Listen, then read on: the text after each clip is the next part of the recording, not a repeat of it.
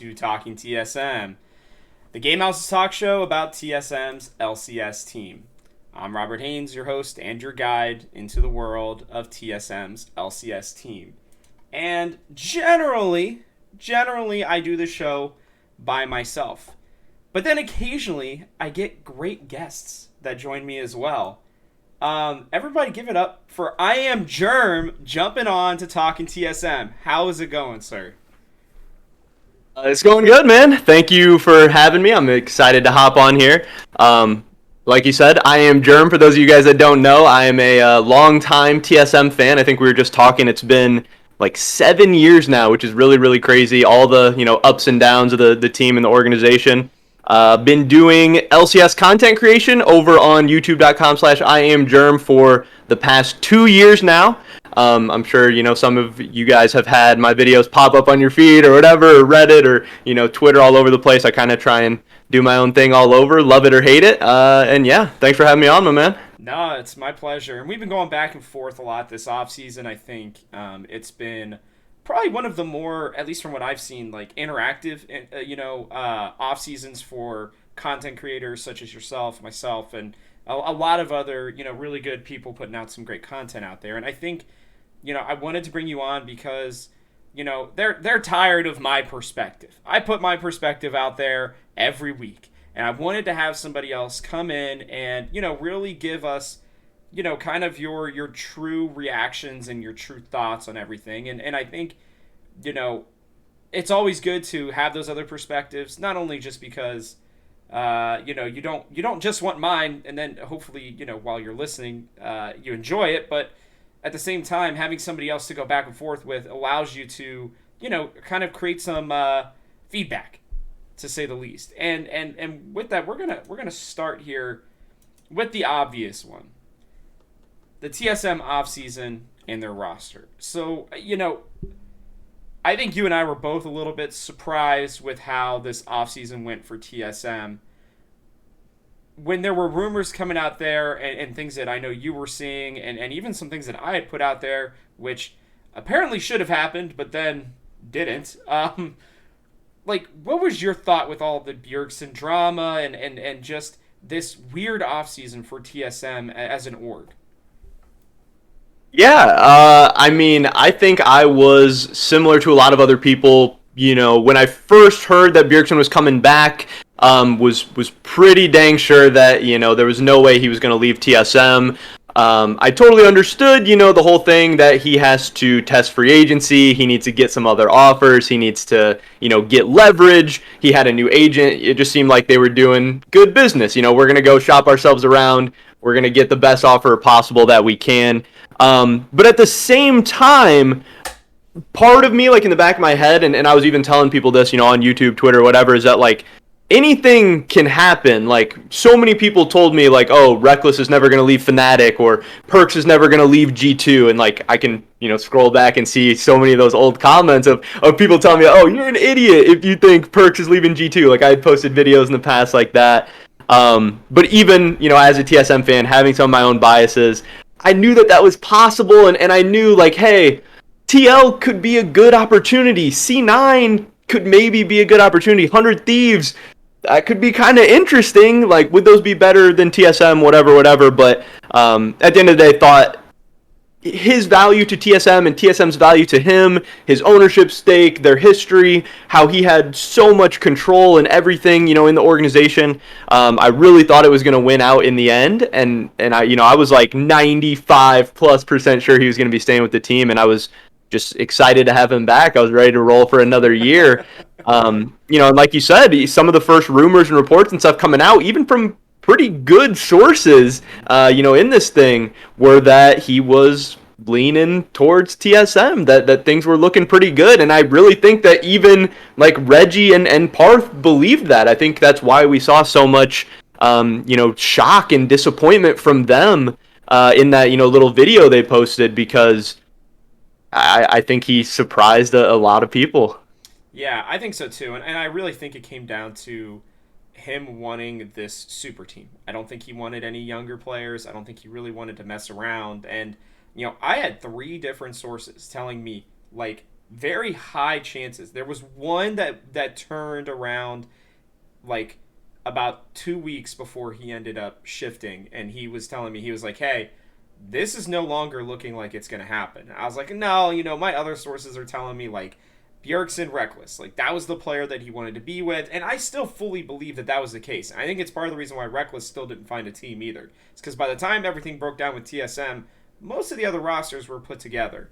And obviously secretly TL was working with Bjergsen to bring him over with Core JJ. And the thing is it didn't stop there with TSM's offseason, right? They lose Lena, which also loses Double Lift pretty much right at the exact same time.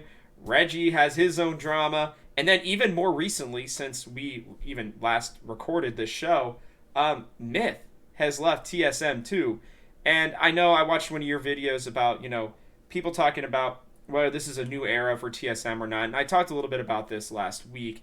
I truly do. And when Myth said that he had an announcement, I think it was like 2 weeks ago now, I was like, oh God, he's gone too, right? Like the three big faces of TSM were Bjergsen, Double Lift, and Myth. They were the big ones. You got Imperial High and Spica, obviously, and the Rainbow Six team, and now the Valorant team, with Wardell and all of them. But like the Valorant team was also very much connected to Myth. So it's like this TSM offseason has been, I don't know if I want to say it's been a total downgrade in a sense. It's just been what feels like a natural process for how things work for teams. They go up and they go down, right? And so I'd love to hear your thoughts on well, basically all of that as well, because we know, and I'm sure you understand too, just losing Bjergsen was kind of just the tip of the iceberg for the rest of this team. Yeah, so I think it's actually really, really interesting, and I think it's something we see, throughout all of esports, and I think it's actually a very, very interesting kind of phenomenon and an issue, I guess, that a lot of people have talked about. So, like thinking about traditional sports, teams go through this stuff all the time. They have ups and downs, they have, booming periods, they have rebuilding periods, whatever.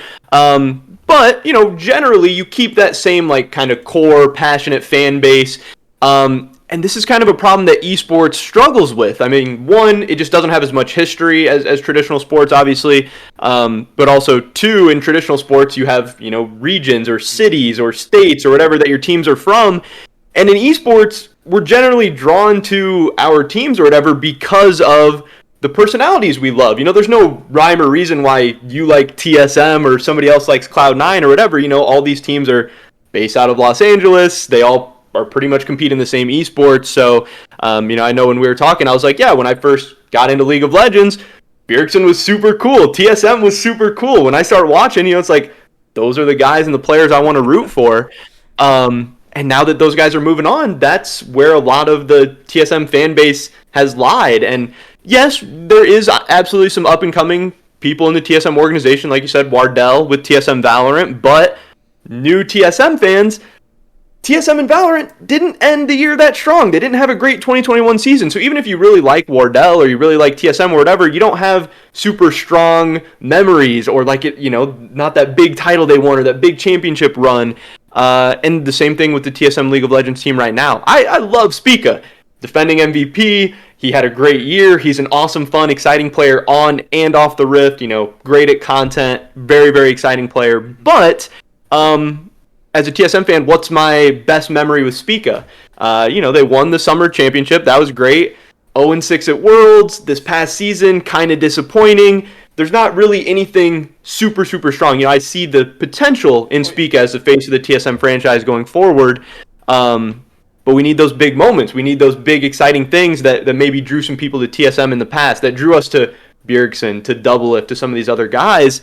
And it's a problem that I think TSM is going to struggle with for the next couple of years. And, they're rebuilding. They think they're on a path to, hopefully create the next faces. But this transitionary period where the organization is kind of faceless to a lot of fans right now, I see as a pretty big issue. And it's one that I'm dealing with myself as a fan. It's like, who am I rooting for? What am I doing with my time, Well, and I think that's a really good point. And I'm going to pitch you something that I want to see your thoughts on.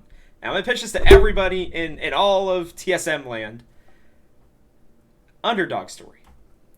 Underdog story. When was the real true? Because every single year, right, it's been, oh, TSM will figure it out by summer, right, in Worlds. They'll figure it out, right, every year.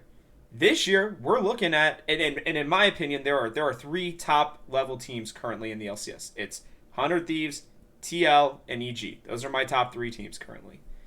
And I think there's a second tier where TSM and C9 lie, and then there's, the bottom tier 3 teams right now. Could we pitch this story of underdog, not only for the org, but for the team, where they're the ones fighting up for the first time really in the organization's history? And I think, I don't know, I'll let you say, I want to hear your thoughts first, and then I'll jump in with mine here on that. Yeah. So I mean, I think it's interesting, and I think it's one way you can go. I think it's kind of a hard sell for a lot of people because TSM has been that top dog for so long, and they've been the arrogant, cocky fan base. They've been the ones, talking down to everybody else. And you have Reggie, especially going through some of the drama he's went through this offseason, and the story surrounding there. Then I think it's tough for a lot of people to all of a sudden be like, yeah, I really hope TSM gets back on their feet. It's like we're not stealing any like Cloud9 or TL fans that are like, oh yeah, I'm gonna root for TSM. There's so many people that are like, finally, this is TSM's time. Let's bury them. Let's beat them down even more. And yeah, I mean, for the TSM fans that are still around, it is going to be something different, and it's we have some pressure off, which has been a problem in the TSM organization for a long time. New players coming in, not being able to handle the pressure, the expectations, all that stuff. So I think it's definitely a direction the team's gonna have to go. But especially this first year, I don't see a ton of people. I don't think that's gonna be like a big LCS storyline. I think it's gonna be more.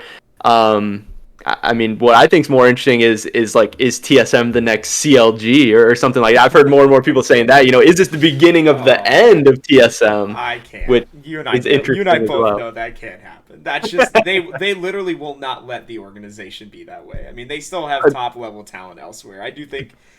I think Reggie just cares way too much about the LCS to ever let that be a problem, to be honest. And I know that sounds really, really arrogant maybe, but it's just like when you look at because I went over this, I think maybe 2 or 3 episodes ago, and I'll be honest with you, like I look at Hotshot and what they're doing over at CLG, and I look at Reggie and what he does here at TSM.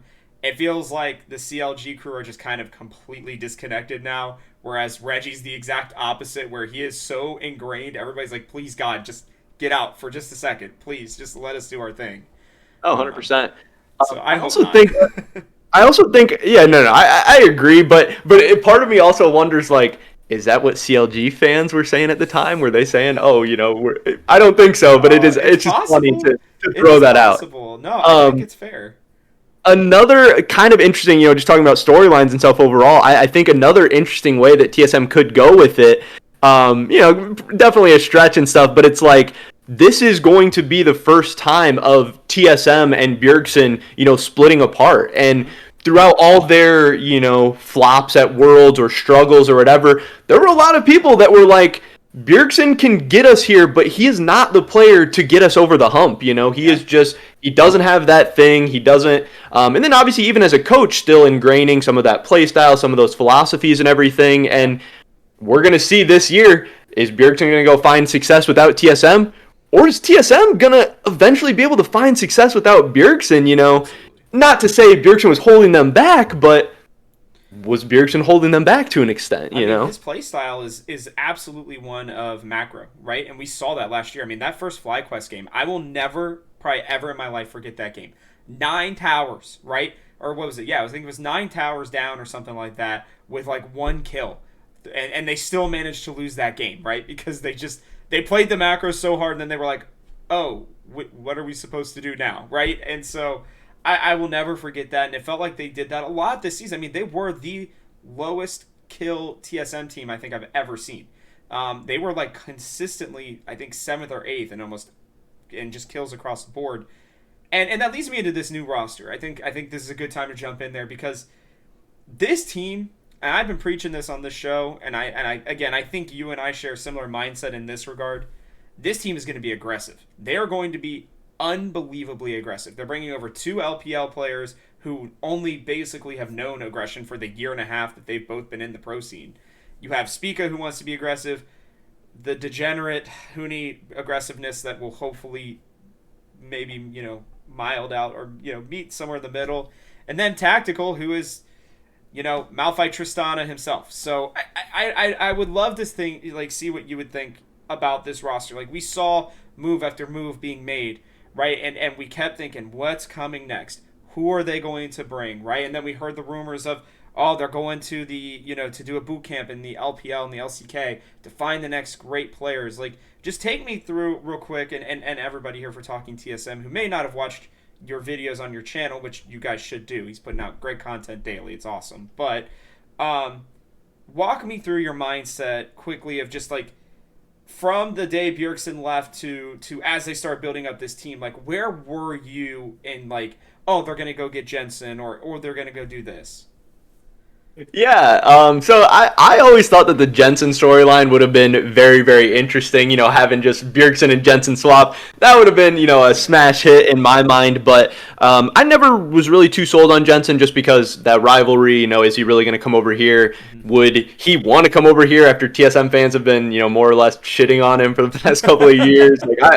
It's been rough, and, obviously it would have been interesting, but I was never really too on board with that. But I was all on the humanoid hype train, Yes. man. The second I heard that, I thought that made so much sense. Him, a guy who had already won a couple championships, he had done his thing, getting to come over, get a big paycheck, expand his brand, because I really think the humanoid brand is way below where the humanoid talent and skill set and everything is.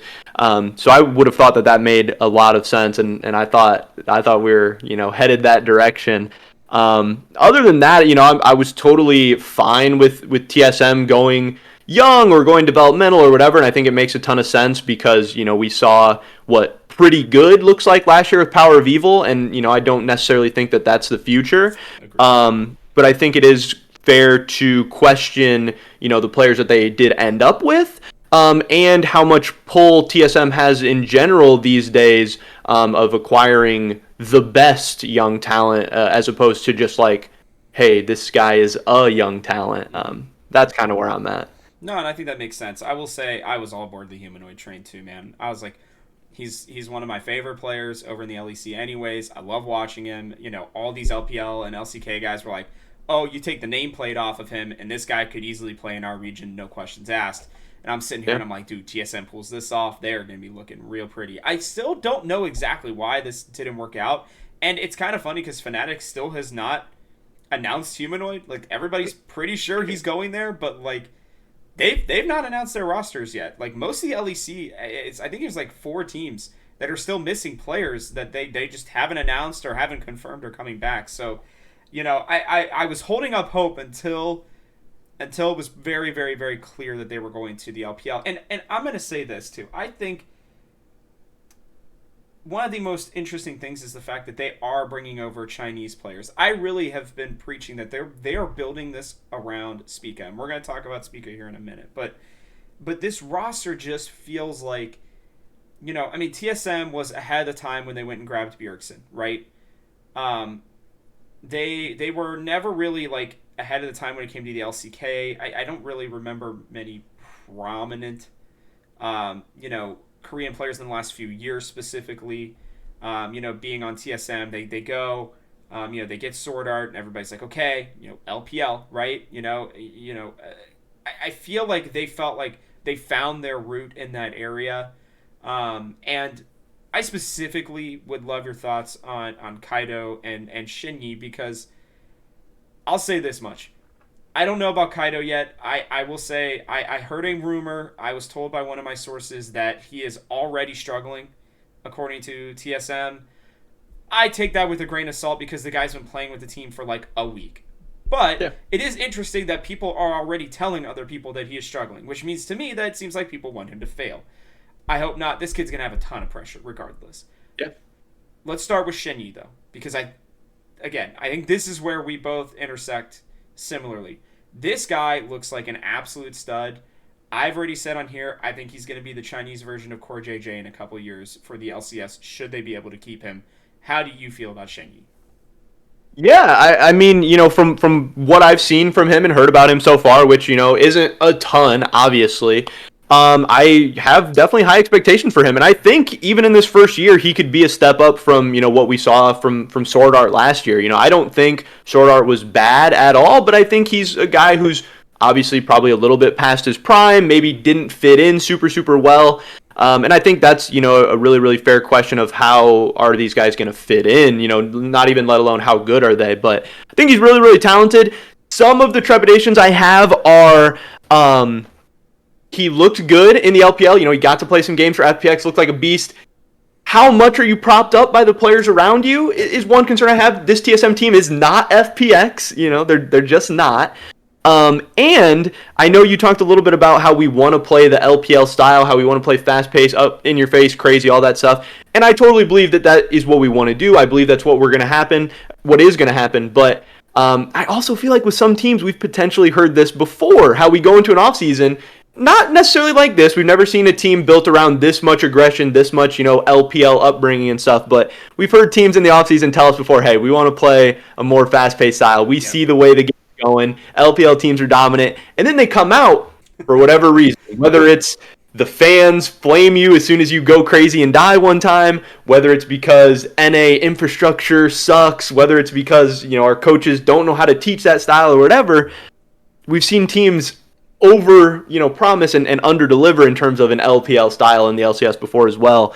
So I think if we do play a fast-paced, exciting style, and Shenyi does fit in North America and with the team, I think this guy can be a beast. I think he can be a top 3 support this year. But there's a lot of variables going on here. A lot of what ifs. And that's where I think Chawi really comes in as like that mindset. I mean, his English. I don't know if you saw their announcement video.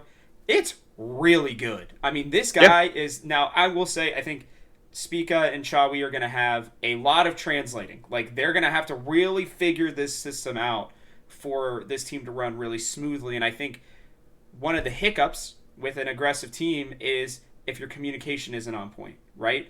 We've already seen pictures and videos of Kaido and Shinyi looking at champions and learning English. I think there's going to be a mix there. I think they're trying to teach them English for the future. I don't expect them in year 1 to use a whole lot of English. Like, if you also showed me a picture of Tactical and Huni learning Mandarin right now in a pretty serious way, I would not be shocked whatsoever.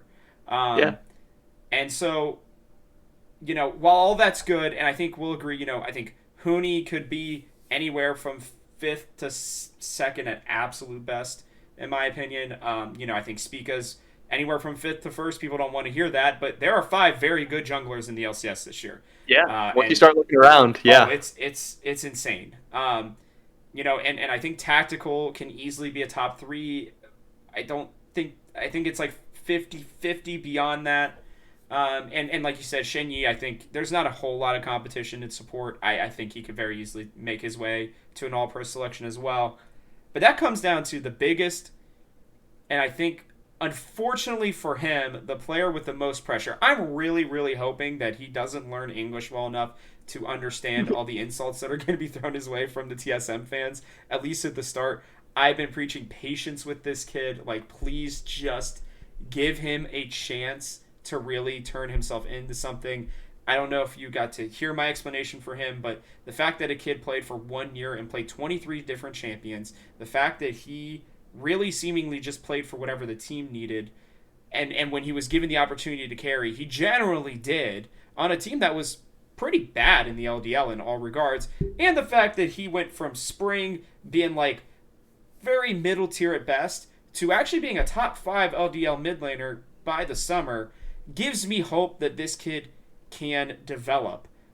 What do you think of Kaido? Like, truly, like, you've talked about a little bit on your video, but like, give me like a real breakdown in your mind of just where do you see him right now? Yeah, so I mean, my thoughts and opinions, again, obviously not coming from a ton of background and stuff into him. We've all been diving into this stuff as much as we can the last couple of weeks. I think he's super super raw, like you're saying. Yeah, he made some progress from spring to summer. He's on the come up. He's developmental. He's not there yet. He's not super super polished. And I obviously I don't love talking about ages and stuff in esports. And I think it's way overblown a little bit. But also he's either 20 or 21. Like. Yeah.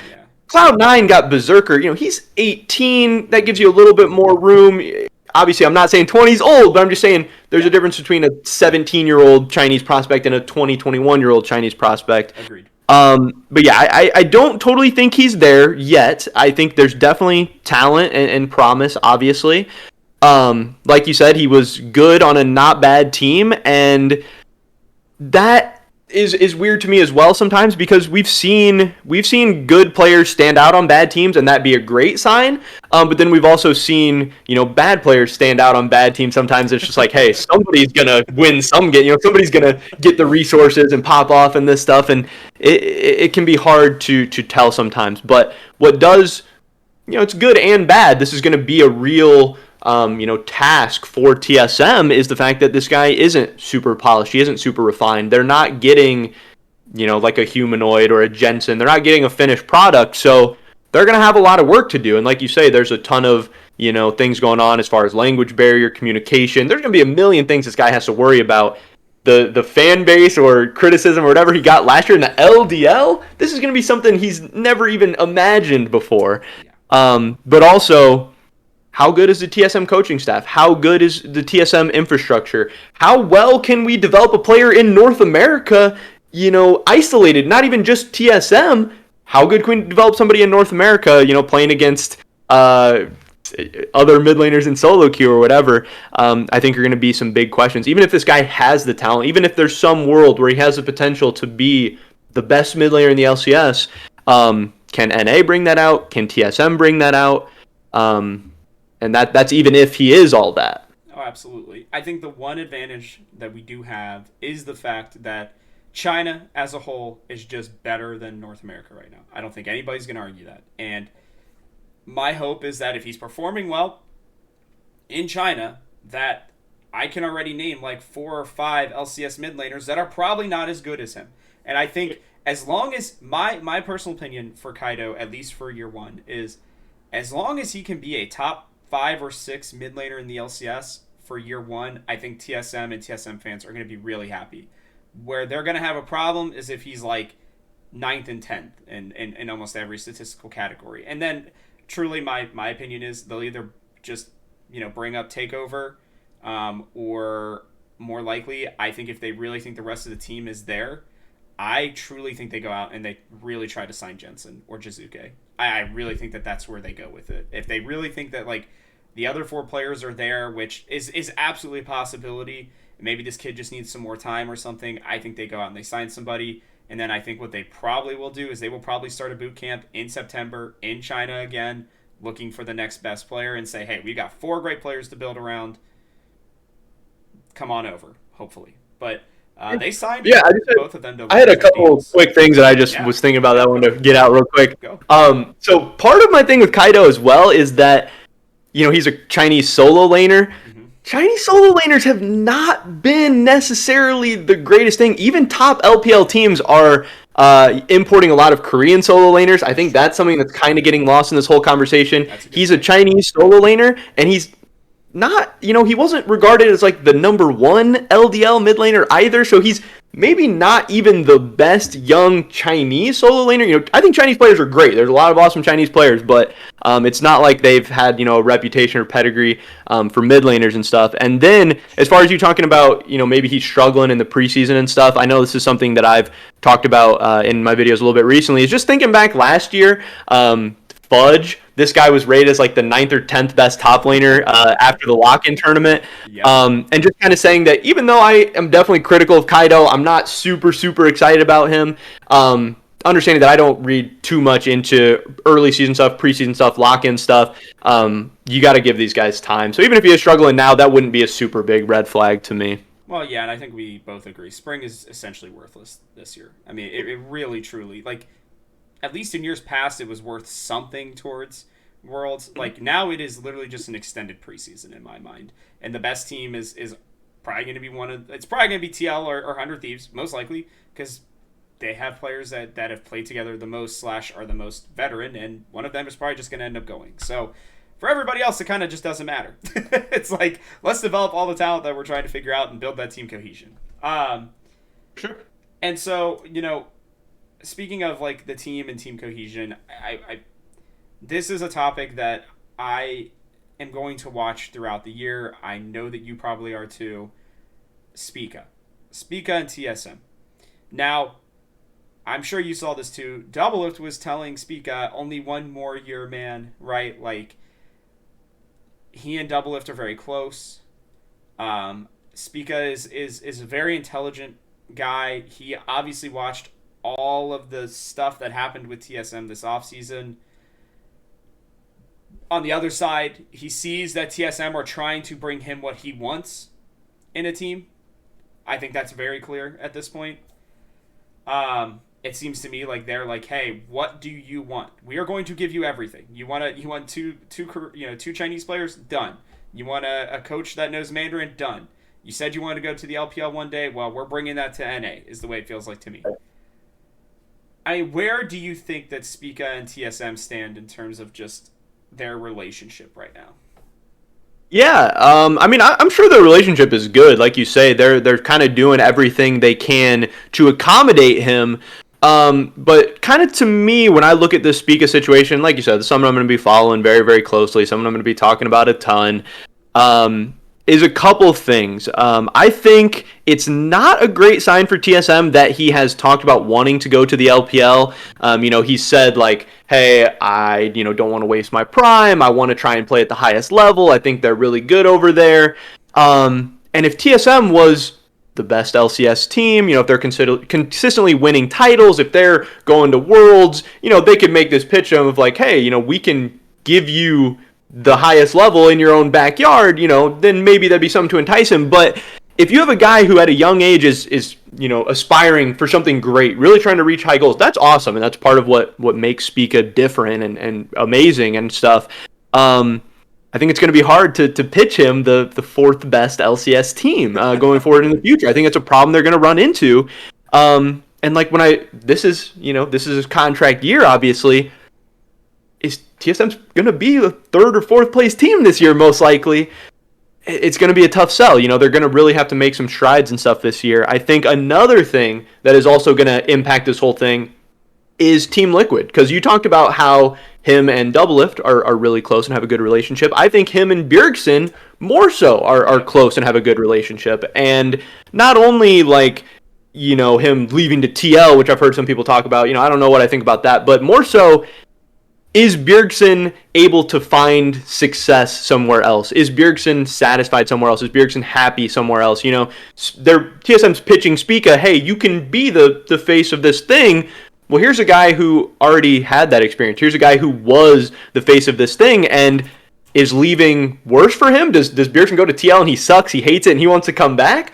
Or is he like, hey, man, this is great. You're like, get out of there. Like, things are going to get better so much faster. So I think there's a lot of different factors at play, and I think how successful Bjergsen and TL this year could absolutely impact, potentially what Spica thinks about the future as well.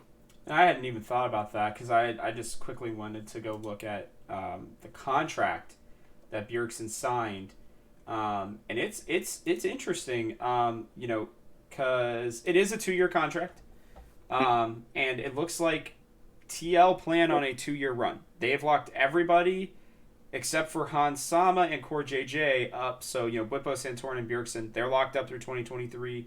Hans Sama's through 2024. He is the youngest of this old man squad, as I'm going to call them, as a joke, obviously. It is kind of funny, though. I think, actually, everybody except for Hans Sama is 25 years or older on this team, which is really shocking to some people.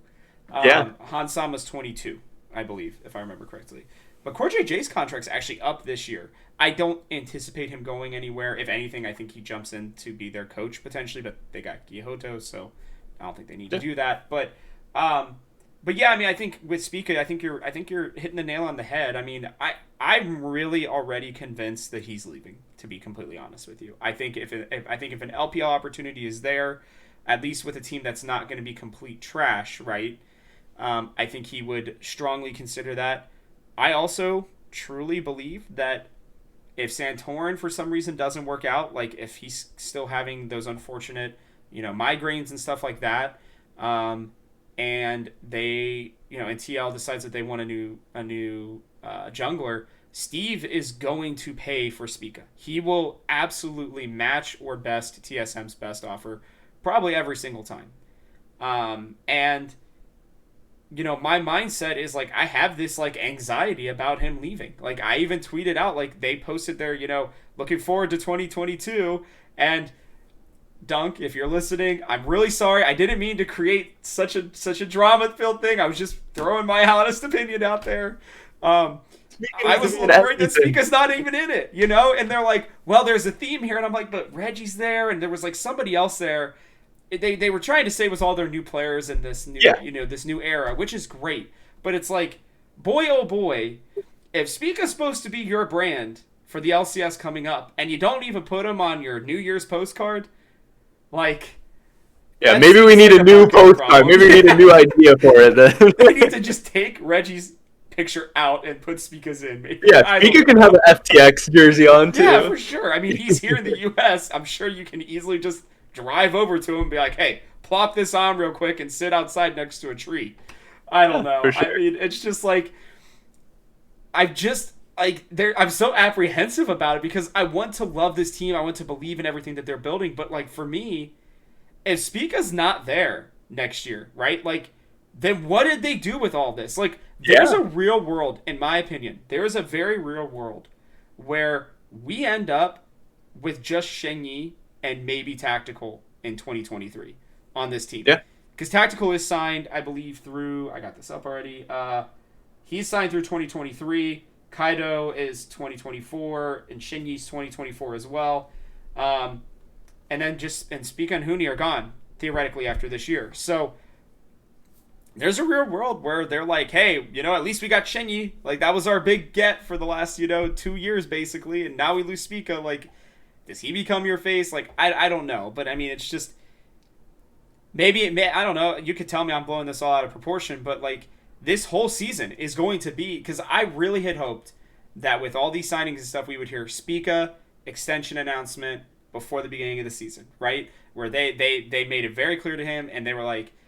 Because I don't remember... Do you remember how long it is that you have to be on an LCS team to get percentages in the team?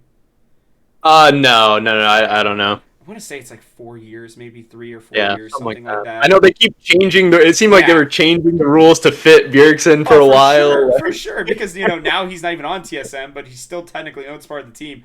I still don't understand how that's not a conflict of interest, but regardless, my point is that Spica will be heading into year 2.5 basically when 2023 comes around. The only way that I think that he signs an extension is if they give him percentages of the company, shares, in the company of TSM, and they put it whenever it's allowed in his contract. They sign him to like a 3-year deal or something like that, and maybe it's in year 2 where he just gets part of the company. I think that would be a way to keep him, but I truly think that TL would absolutely 100% take Spica, even right now, honestly. Like, I only have Spica lower on my fantasy rankings just because that's fantasy. I don't think in terms of talent that Spica's worse than Santorin. I mean, I like Santorin, but I think Santorin plays one style very, very well, whereas Spica can play multiple. So, I don't know. I'll let you talk about it for a second if you think that this is completely outlandish or not, but that's where I'm at with Spica right now.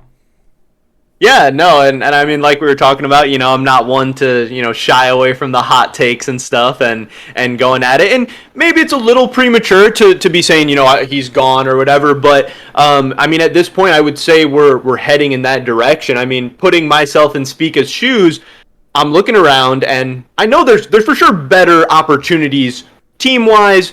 There's probably better opportunities financially, outside of ownership stake or whatever. Yep. what is TSM really offering? They're the team that gave you your shot. They're the team that is willing to, cater to all, everything you want or whatever. But, historically, TSM has been this team that it's like, hey, come here. We'll build you into a brand that nobody else in the world can offer you. Yep. And I don't think that's what TSM is anymore. Like, whether it's they've taken a step back, maybe, even if they haven't, other teams have for sure taken a step up. Is Spica less of a star on TL? Is he less of a star on Cloud9? I think that Cloud9 could potentially be an interesting player in this whole thing too. I know the narrative I've been spinning recently is that LS might not really like Blabber, especially if we get summer split Blabber, in the spring split. LS has been very, very critical of this guy in the past. Yep. I don't know if Spica would go to C9 or not, but I could potentially see 2023 Cloud9 having a jungle spot opening up. TL obviously makes a ton of sense. And then, the LPL is always going to be there. But, I hear Reggie and Parth talking about how, hey, we're not going to spend as much money anymore. We're trying to dial our spending back. We're building towards the future. And that's great. That's one way to do it. But if I'm a young guy in my prime, knowing that esports careers are short, and knowing that I've already said I'm not looking to waste my prime, I'm looking to maybe go to the LPL, I don't really see TSM and Spica's visions of the next couple of years aligning all that much. Mm-hmm. And as soon as he hits free agency that first day, he's going to have some crazy offers thrown at him. Now, obviously, that's all based on how good he is this year. Spica, the defending MVP, is different than Spica, the 5th best jungler in the LCS, potentially into 2023. Yep. He's betting on himself a little bit. I'm sure, if he doesn't have a great year, this TSM offer he's getting right now might be the best. But if he comes out and is a monster again, he's going to have some crazy offers on the table. Oh, yeah. Can you imagine if TSM fans are kind of hoping for Spica to have a down year just so they can re-sign him? I could totally see that being a narrative on Reddit. I absolutely can. But yeah, if you don't expect the team to, this team's not winning Worlds this year, so it's one angle. It would take a miracle performance for this team to go in and win Worlds. Even more so than a normal LCS miracle performance. Like, it would take I can't even. There's not a world where I fathom this team currently winning Worlds. Sorry, guys. As much as I'm a TSM fan as I am, I don't think that's happening right now. But could in the future. We'll see. We're gonna head into our last section here, and we actually are gonna talk about TSM as a roster and where we see them. Now, you hinted at it. 4th is where you currently see them. My power rankings, which, yes, they still haven't come out. I'm really sorry. I'm busy as hell. I just have not had a chance to get them done. I swear to you, they haven't really changed at all. It's just publishing and all the other stuff I need to do with it. But I currently see TSM as 4th. I explained why a while ago. I would love to see or hear where you see them. Do you still see them as 4th right now? And then we'll talk about end of spring, too. Yeah, so part of what I said 4th was defending myself from Flame a little bit. I'm thinking, even in the most optimistic TSM fan, I think it's a little bit tough to say they're going to be 3rd. I think you could believe they're going to be 3rd. If you say they're going to be 2nd, I'm definitely fighting back on that one. But 3rd, I think is possible. I think 4th is very, very doable. But I want to say 5th. I really think that some of these other rosters are starting to grow on me. And I have a lot of questions about TSM. I've been very critical of Huni. I am not the biggest fan of him. I don't see what a lot of other people see. I think Spica is obviously a monster. I'm a huge Spica fan. But something interesting that you brought up previously was how much Spica is going to have to do on this team and roster. He is the face of this now, but also the communication aspect of juggling everything on and off the Rift that they're going to have going on. That's going to be a lot of work. Spica for a while was the young player who got to sit back and just do his thing. He didn't have high expectations. Now he's the guy, and he's also the Chinese guy that needs to, be the linchpin for this whole thing. Is that going to take away from his gameplay? I don't know. And like you said, Jungle's crazy this year. It's just absolutely loaded, especially if we see summer playoffs closer, if we see LEC MVP inspired, if we get those guys in form, this could be a rough year. Obviously, we talked about our questions with Kaido. Tactical, I love Tactical. I thought it was a good pickup. He's who I wanted TSM to get. Part of me wishes TSM had stuck with him back in the day. Agreed. But it's absolutely fair. I think you are not being fair at all if you are not asking the question, how good is this guy without Core JJ? Mm-hmm. So many, young 80 carries are like, I wish I got to play my entire career with Core JJ. Holy, you are the luckiest man in the world. You're making all this money, and you've got to play with, lane with, and learn from maybe the best LCS player of all time. Shenny, he could be very good. He's not Core JJ, at least yet. And then Shenny, I think he's going to be good, but still, how good is that bot lane going to be? How exactly are they going to be? And there's a lot of good teams in the LCS this year. I really like a lot of the offseasons we had. Cloud9, very, very fair to have a ton of questions about them. EG obviously has some question marks, but there's some ways things could go right for those teams as well. So, EG, C9, TSM, you have them in any order. I wouldn't really argue with you too much, but I don't think it's unfair to have TSM fifth. Yeah, no, I would say the one thing I will say, by the way, is I am very high on this EG team. I think that team, potentially by even next year, is the best team in the LCS, by the way. I think that's not being talked about nearly enough at all. They're the most underrated team in the LCS for sure. You have Impact, Inspired, and Vulcan just right there. Could each be the best player in their position in the LCS. It's possible. Vulcan has been in that conversation before, even though Core JJ is, consistently better than him. He's top 2. Yeah. Impact has been that. And Inspired, I don't know if people don't understand how good this guy is, but that's possible. And he's so young. People do not understand. It's like people think he's been in the LEC for multiple years. No, last year was his first year, and he won an MVP, and he made 4 iconic plays, and he's super young. EG, in my opinion, that was the best pickup of the offseason, by the way. I think amongst any team in the LPL, LCK, anywhere, I think that was the best pickup. And one thing about him that I love, not to go too far off track, but with Inspired, he had all this pressure. Rogue was this really, really good team. They had great regular seasons. They have the choke meme, whatever. This guy made clutch plays in big moments to get this team that had all these issues and really sucked a lot of the time. Yep. He got them to Worlds. As a young player coming up clutch in those moments with the pressure and expectations on, I think he's a great candidate to have a very, very successful transition over into the LCS, and he's going to be getting paid for it as well. I see him as a future MVP, either this split or even next split at a minimum. I think he wins at least one of them. For sure. And then how good are JoJo, Pune, and Danny going to be? Nobody knows. Your guess is as good as mine. But those three, when you're looking at TSM, C9, and EG, I think EG has the most talented core, of those 3 teams. So it's hard for me to not put them above TSM and C9 to start the season. Yep, and that's how I see it too. I have more questions about C9 because of the staff. I'm not an LS hater or anything like that. I do not. I think he careful. Has some. No, don't worry. My opinions on LS are pretty lukewarm, honestly.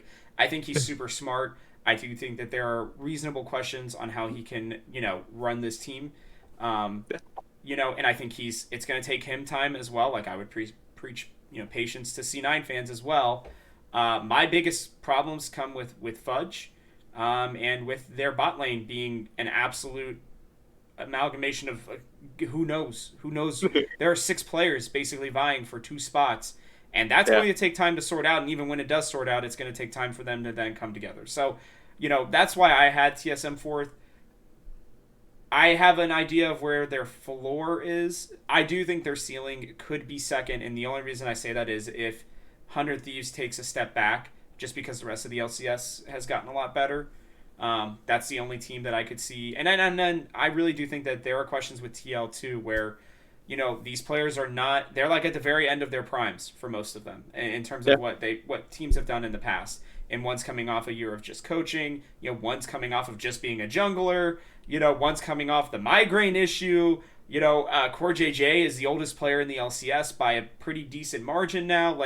There's a lot of questions with, I think, every team, realistically. 100 Thieves is the one that I have the least amount of, but, I think their absolute ceiling this year is 2, my floor for them, and TSM fans are gonna hate me so much, guys. Please, I love you so much. Do understand? I'm trying to be a realist here. My floor is eighth. I could see them finishing somewhere around eighth. I think the LCS has gotten a lot better. I think the teams that I have below TSM currently are, in no particular order, Golden Guardians, C9, and Immortals. And I think all three of those teams, if things go very much right for them, they can definitely push TSM out of their position if TSM's things aren't going well. Well, I mean, where do you see them? I mean, I will say this: there's no chance that they are worse than Dignitas or CLG or even FlyQuest, in my opinion. Yeah. So actually, I guess I have them going down to seventh, not eighth. Seventh, yeah. Yeah. Yeah, no, so I totally agree that bottom three clump, I hate a lot of what a lot. I think CLG had a good offseason, but I think they were coming from such an impossible place. Yeah, it's gonna take a while. Oh yeah, they have a whole mess. Dignitas and FlyQuest, I really pretty much hate everything that they're doing. They are not coming from the same place as CLG. They're coming from much better places and are still, yeah, bottom three clump. Get that out of here. Seventh, I think is possible. If you just ask me, I would say their floor is sixth. I could see maybe one of Immortals or Golden Guardians. I don't know which one. Jumping up, saying that they perform at their absolute best, and TSM is a dumpster fire. I think it would be tough for both of them in the same world to both overperform. But I definitely understand where you're coming from. So, yeah, I mean, if you're talking worst case scenario, I'd say sixth. I think, for me, a more realistic floor is fifth. Okay. Second, I could see, and I like what you're saying about 100 Thieves, that I think if I'm saying people are underrating EG, I'm saying that people are overrating 100 Thieves a little bit. Yeah. I don't love the idea of keeping the same roster, and I think historically, keeping rosters the same has not yielded better results into subsequent seasons. Like you said, all the other teams are improving, or theoretically improving year over year, and they're also 100 Thieves. You're the defending champion. They're also improving to be able to take you down specifically. I'm also a little bit skeptical of 6-man rosters. I don't think that has historically been a great thing either. I think someday, I think it's an honorary thing, dude. I think they just are appreciating the fact that he carried that entire organization for the first 3 years. I can totally see that. Yeah, I think he was a shell of himself in 2021. So yeah. But yeah, TSM, I could see second, I could see a 6, but yeah, I think 3 through 5 is really where they're gonna be living. Part of me is like, last year they finished 4th ultimately. Yeah, they were first in the regular season or whatever. Regular season, huge problem right now in like the LCS and LEC, how irrelevant and stupid it is. Like, complete joke, definitely hurts viewership, yada yada, whole different conversation. So I don't read too much in their first place finish. They finished 4th. And is this team better in isolation or relatively to the rest of the LCS? And I don't really think so. So it's tough for me to move them up too much. But also, what you said at the same time, all the top 5 teams in the LCS, they all have narratives and storylines of how good they are, but they all have questions and issues. It's really weird this year that every team has like a real best and worst case scenario. So it is hard to, because obviously where they're going to finish is going to be relative to all the other teams. So many variables at play. But yeah, I don't think they're better this year than they were last year. So it's hard for me to move them up too much. See, and that's where I would argue with you. I think that as of right now, they could definitely be better. I don't think that they are yet, but I think come the end of spring, I actually think they will be better. And here's why. I think Huni actually meshes better when he's with a team in their second year. He's good friends with Spica. I know that you're not a big fan of Huni. I watched him. I went back and forth. I talked about it every single week, twice a week during the regular season. And what I can tell you is that he makes a lot of really big plays. I do think not having somebody like Alfari in the LCS is actually going to help him. Funny enough, I think Someday and Tenacity having to split time is going to help him. I think Fudge, while everybody's really high on Summit, and I see it, I think there are going to be growing pains with him too. So I see a world where Huni actually has another like advantageous spot just because of the fact that he is staying on the same team and is like one of the only real truly consistent players. So I think that it's kind of just even there. I actually think Spica eventually, not certainly not the beginning, but eventually does take another step forward. because I think he's going to learn to be the leader. I think he's not going to have anybody opposing him to be the leader either, right? Like, this is his team. I think he's going to shine. It's going to take a little while for them to get the communication aspect done. But once players are able to hear his call-outs and him calling throughout the game, I think he's just so cerebral that I do think he takes a step forward. Obviously, Kaido is not as good as Power of Evil. People got upset with me for saying that I could see him being better than Power of Evil. I could see most LCS players or mid laners being better than Power of Evil. This is not anything against him. I've actually had many great conversations with him in the past. I think he's a very good guy, and I do think he's a very solid player. But I think his floor and his ceiling are like this. They're right there. There's not a whole lot of wiggle room for him. And I think if Kaido can come in and have the opportunity to be a player that's able to play towards his strengths instead of playing towards what his team needs him to be, I think we'll see a very different version of him. He's not going to be better than Power of Evil this year, probably. But I do think by next year he definitely could be. And I honestly think Tactical is a very big upgrade from Lost. It's not Lost's fault, but Lost is not good at playing weak side. I mean, he's just not. It's pretty apparent. I think with TSM, the great thing about Tactical is that dude played weak side every single game because of Alfari being on the team, and he still played really well. I think the reason why he malfighted so much was because he wanted to finally do something in games, because he had so many games where it was Core JJ like, hey, I'm here till level 3 and then bye, right? Like, I think Core JJ's percentage in bot lane was like 20% by the end of the season or something crazy like that. It was very low. It was very low. And I think that Shinyi, I think Sword Art never really fit in with the team, and I think he really struggled to be able to play the style that he wanted to. Yes, he ended up finishing top 3 in the summer.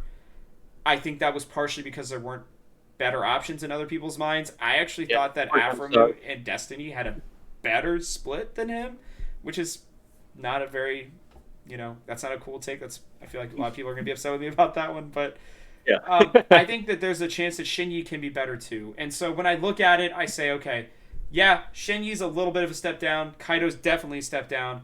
But I think that Tactical is the piece that nobody's really seemingly talking about. Everybody's so focused on everybody else. I think Tactical is the piece that does raise them. They go from having arguably the 6th best AD carry to likely a top 3 AD carry in the LCS. And yeah, I'm sure, like Core JJ, cool. I absolutely 100% get it. But I also know that Doublelift came over with a definitely worse support, and I'm not comparing Tactical to Doublelift, I'm just saying the situation. He left Core JJ and won a championship and actually played better. And I think there are certain supports that raise an entire team, and then there are certain supports that just raise an AD carry. And I think that Core JJ raises an entire team more so than he just raises an AD carry. So, and obviously AD carry is a part of it, but I truly think that Core JJ raises a whole team. Yeah. And I think Tactical is going to be free to do more this year. They are going to have games where they're going to play through him. And we saw what that did 2 years ago. So that's where my hopes lie for them being better. But then again, there are obviously the ones that they will be worse. So I don't know. Yeah. I just did like a 3-minute long rant there. I don't know if you think I'm out of my mind. But as we're wrapping up here, I want to know just your final thoughts on that and give me your prediction. This is your official Talking TSM prediction for where you think they finish in the spring. Yeah. No, I mean, I think it's all super, super fair. And that's something that, like, I don't think comes across super, super great in a lot of my content. It's like, people see one video, one clip or whatever for me, and they're just like, okay, you're an idiot. It's like, I'm actually very in the middle. Like, I totally get both sides. This is what I think about all the time. I've thought about how good TSM could be. I've thought about how bad they can be. But at the end of the day, I have to, each video, each whatever, I have to pick an opinion. I can't just be like, oh yeah, they could be good, they could be bad. So it's like, people see me saying I think TSM's going to struggle this year, or I think TSM sucks or whatever, and it's like no, I understand both sides. I totally get it. And yeah, if everything goes well, that definitely could work out. One thing that I'm going to be looking out for that I think could be super, super interesting is talking about them wanting to play this LPL style and looking at their pieces and saying that, that seems great. A Spica in an LPL style, that's going to be so fun to watch. Yeah. And Shenny and, all these guys who are going to fit into that great. Hootie and Tactical, That is my big question mark with them in a true LPL style. If a true LPL style comes out, how is that going to go? We've seen Hooney at his best in an LPL style. We've seen him at his worst in an LPL style. I'm having, Lucian top flashbacks where he's, going crazy, and he's going to win or lose you the game pretty early on. Tactical in an environment where they're telling him, go forward, do it, go forward. Like, to me, when I watch him play, he's constantly having that struggle of, like, I want to go forward, but I have to hold myself back. And this year, if he is able to unleash himself and just go forward, that could be great. Say he jumps in and he has 4 people jump in with him. Hey, maybe they win those fights. Maybe that's what Tactical always needed. Or maybe we see just the Tactical that we've been trying, our best to not bring out, coming out consistently. And I don't know. Like, we haven't seen it, so I don't know how it would play out. But I think it's a fair question to ask is, like, do we really want to bring out that side of Tactical? Do we really want to bring out that side of Hooney? It could be great, but it could be not great as well. So that's kind of where I'm at. I hope we get to see it because it would be fun. It'd be interesting. I think TSM needs a reason to tune in, a reason to get new fans. If they're going to be a 3rd, 4th, 5th place team, be different, be interesting, be exciting. But that doesn't necessarily mean interesting is always good. Well, the first 3 letters of interesting are int, so you gotta bring that in. I will say, the more you talk about this, I'm thinking like Jekyll and Hyde, the Hulk, right? Like, which side are they gonna be? And that's why I really hope they play the lock-in. I'm gonna be honest with you. I really hope they do, because I think we're gonna get to see some very interesting things. I think we'll actually finally be able to be like, okay, this is where they're at right now. Let's see how it goes, as the season goes on. Obviously, we saw with last year's TSM team, it took a little while, but once they got going, at least in the regular season, they were great. I think their biggest problem, and the reason why they sucked in playoffs, they were just way too predictable. I think this team is so unbelievably unpredictable. You could get a random Nocturne game again where, you're just like, oh God, coin flip. Or not. But yeah, give me last thing here before we head out. Give me your prediction. Where are they ending up? Yeah, no, 1 second. Do you think they're gonna play the lock-in tournament? No. Okay, no, neither do I. I think that's almost for a couple different reasons. I think visa issues are really real, but then I think they were already considering not going already. So I just don't think we are going to see them at the lock-in tournament. Make them though. I really do think that's the case. I think they may make them play, especially because from what it sounds like, to comment on this too, from what I've kind of heard and what I've seen, TSM was already getting visa stuff ready.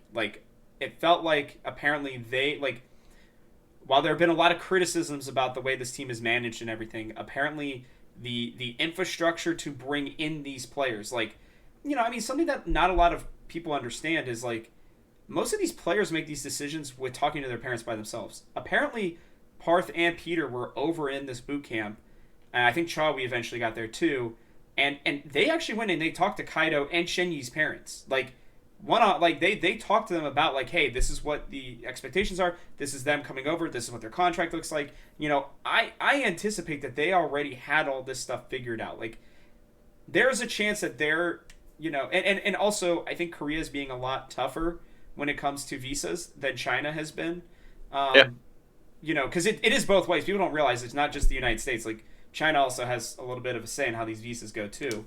And so I think there's a chance that they're available, and I think if they are, then the LCS is going to make them. I think if only Spica is available, I think we definitely see Spica, honestly. I think they just want to get him some time, and if he's going to be the face, then I don't see why he doesn't play. Maybe he practices with the main team and then plays, with the academy team. Sucks for Hyper, but whatever. Yeah, I mean, I think that'd be the right move. There. That's where I'm at with that one. I do think that I don't think they end up playing because I do think the visa issue could take time. But if there's a team that could have their visas done, it's TSM. I mean, they got the Sword Art visas done faster than, TL was able to get Alfar or what's his name's Broxus. I mean, and he was coming from Europe in a non, pandemic. So, yeah, I don't know. Yeah, no, I was just curious, Yeah. curious what you thought. Yeah, I don't know. As far as my official prediction, I think the more I think about it, I like I said, I do think EG is underrated, and historically, longtime C9 hater. That's what a lot of the flack I get is that I'm overly critical of Cloud9. Me and LS have had our back and forths. We don't necessarily get along. Everything would be lining up for me to just dunk C9 this year, but I really like a lot of the moves they've made. I think Berserker, like everything I've seen from this guy, like he is going to be exciting and fun to watch. Um, yeah, I have questions about their support and all that stuff. But I do think at the end of the day that right now, if you ask me, we'll see how this thing changes over the course of the year. But I would go with TSM in 5th place with, like we talked about, Spica leaving at the end of the year. And, obviously that's two hot takes, two, doom and gloom takes. But I do think TSM has taken a step back, intentionally. Reggie will tell you this year. They're rebuilding, they're building towards the future, and I think there's some other teams that are, in more kind of win now mode. And that's just kind of where I'm at. But like I said, I could absolutely see the worlds where they're a little bit higher, but 5th is at least where I'm going to be starting the season at. Okay. Yeah, and if any of you thought you were going to get my prediction right before, or 2 weeks before the season even started, you're crazy. You're crazy. It's not happening for a couple weeks. You'll have to check out this show later. But yeah, I'm Jerm. Thank you so much for coming on. Plug yourself, man. Tell the people where to find you. Definitely go hit him. I think you hit 10,000 recently, right? Subscribers. So help him stay over the mark. So that story, we hit 10,000, but right now we're below 10,000. Oh, no. It's this constant back and forth of like my main stuff is off season, so recently haven't had the off-season videos. We're in a little bit of a lull right now. Some people jump ship from the off-season, and then I made the Thorin. I made like the I Am. Yeah, I saw that, dude. Dude, I lost like 30 subscribers from that or something. Yeah. It was crazy. I was getting so much Thorin hate, and I was like, hey, if we gotta lose some Thorins along the way, like, hey, so be it. So yeah, we're at like 9,995 or something. Like we've hit 10,000 like 3 or 4 times now. It's hilarious. Yeah, I don't know. Thank you so much for having me. This was really, really fun. I definitely hope we can do something again in the future. Anytime we can set it up and knock it out. This is my thing. I'm always going to be here. We're going strong. But yeah, youtube.com/I AM JERM. Definitely check me out. I would appreciate it a ton. I'm on Twitter and stuff a lot too. You can reach me, flame me, whatever, anytime. And yeah, just talking LCS. This is my thing. This is what I love. Well, we appreciate it. Definitely go. Let the Talking TSM fans be the ones that get him over that 10,000 for good. Seriously, he puts out really good content and he's consistently keeping you up to date. There have been things that I missed. I'm super plugged in. That I Am Jerm here has pushed to me. So I appreciate that. If you like the show, take a second to like, subscribe, and comment. If you're watching on our YouTube channel, let me know where you think TSM are going to finish in the spring, especially after this conversation between two very intelligent gentlemen, obviously.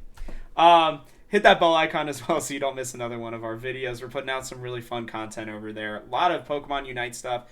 Trust me, there's more on the way. There's going to be some cool stuff coming for 2022. Also, forgot to start with this. Happy New Year to everybody real quick, too. So make sure that hopefully you're having a good start to your 2022. Let's continue to make this the #1 TSM podcast out there. Please share this with your friends. You can find me at TGH Robert Haynes. You can also find the Gamehouse at TGH Esports. And, head to thegamehouse.com as well. We're going to be having a ton of content come out. League of Legends Season 22 is starting 12 is starting next week. They also just announced, like an hour before the show started, the the League of Legends live stream, where I believe we're going to get the new champion. I think we're going to get what the event's going to be. And I believe we are also heading to Piltover and Zon for the season. So that should be fun too. But with that, thanks for tuning in. The show comes out every Monday during the off-season, and it's still exclusively for your TSM ear holes. I'm Robert Haynes, and this has been Talking TSM. I'll see y'all next week.